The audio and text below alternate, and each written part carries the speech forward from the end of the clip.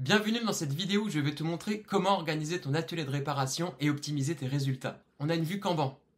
Cette vue Kanban te permet d'organiser tes réparations en fonction de leur statut en temps réel. Ici par exemple sous forme de carte, tu vas pouvoir déplacer tes réparations et informer automatiquement tes clients. Ici dans la messagerie, on voit que la réparation que je viens de transférer dans le statut à commander est désignée en statut automatique. Elle dit au client que sa réparation nécessite la commande d'une pièce détachée. Tu as ensuite une vue calendrier. Une vue calendrier qui te permet de replanifier une réparation à plus tard par exemple. Tu as aussi le catalogue. Le catalogue de services pour l'iPhone 11. On a donc les pièces détachées qui sont associées à chaque réparation.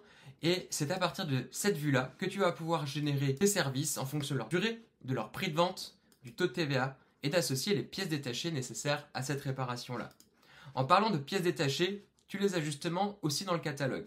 Là, par exemple, on a l'iPhone 11, on a toutes les pièces détachées qui sont disponibles pour l'iPhone 11. Tu as aussi une vue statistique qui te permet de contrôler l'état de ton atelier de réparation et d'optimiser ses résultats avec des sélecteurs de période. Dans les ventes, tu vas pouvoir retrouver les factures en fonction des statuts de tes réparations-là. Par exemple, je veux avoir toutes les réparations terminées. Pour retrouver les factures, je vais pouvoir les retrouver à partir d'ici. Et enfin, si tu as besoin d'aide ou de suggestions à l'utilisation de Last, n'hésite pas à écrire sur le chat. Toute l'équipe te fera un plaisir de te répondre en temps réel.